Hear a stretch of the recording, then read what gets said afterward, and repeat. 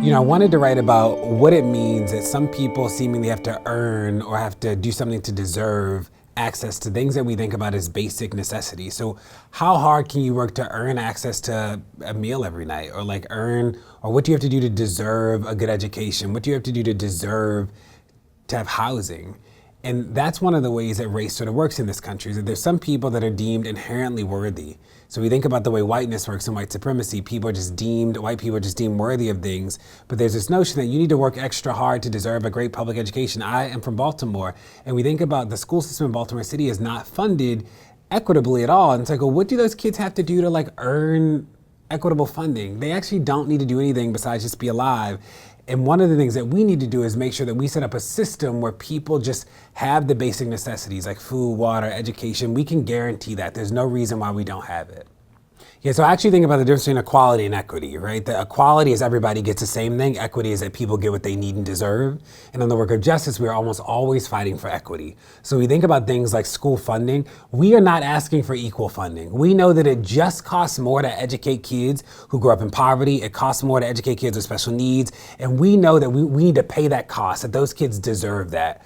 We're not saying that every kid, it costs the same to educate every kid. That's just not true. We want a world of equity where people get what they need and deserve. We know the disparities around criminal justice, that there are disparities around race, and we want an equitable system that doesn't penalize people for where they live, how they show up, what zip code they come from. So the difference between equity and equality is an important distinction. And the only way to get to equality access, whatever metric of equality you want, is by having equity of resources, right? Equity of experiences, that the equity piece says that you need something different and you deserve something different. And from a system level, I'm gonna make sure that you have access to that. So I was talking to somebody about food stamps once, and she was like, people should have to work for food stamps because if they work for it, they'll have dignity.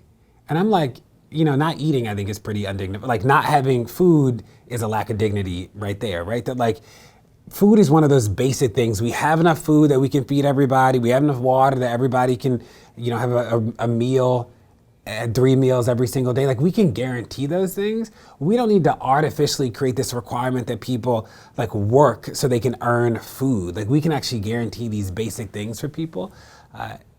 And one of the things that we have to do as we fight for social justice is talk about these things as basic as they are.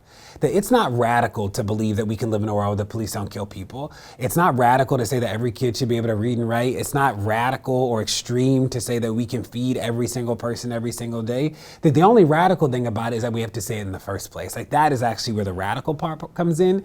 And I think about that because polarization thrives in a world of extremes. And so often people want to paint our positions as extreme. It's not an extreme position to say that there should be equity and fairness. That's not extreme. The only extreme thing about it is that we don't have it right now and that we have to fight for it. I was in a meeting once and we were talking about welfare, and it was people from the right and the left. And one of her there was a person in it who was sort of against welfare, and her push was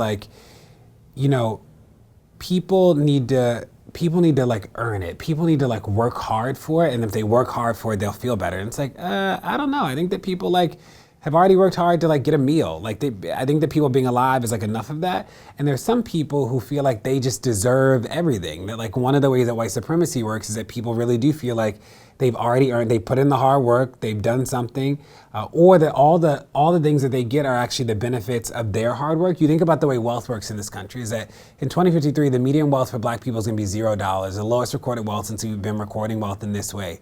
And you think about a median wealth of $0, and you think about white wealth, which will be around $100,000, and the median Black wealth will be 0. Is that it's not like white people worked hard for that. It's not like white people, every white person was some entrepreneur that did all these wealth building things.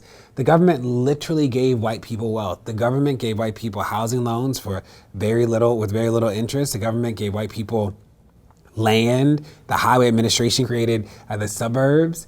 And you think about what it means that the government gave white people education en masse. Those things contributed to white wealth. But there are people who are I worked really hard. And it's how hard did you work for a system that just benefits your skin color at every turn of the way? You didn't do that. How hard did you work for every Band-Aid to look like you? How hard did you work for nude to be the color of your skin and not mine? You didn't do that. A system did that. And like that, you benefit from the system. And part of the work of white people is to understand the privilege of whiteness and to understand how a system provided that and work to dismantle it. It actually is dangerous to teachers. So there's a study that came out that for the first time measures how meritocracy impacts middle schoolers. And it's like seventh grade kids.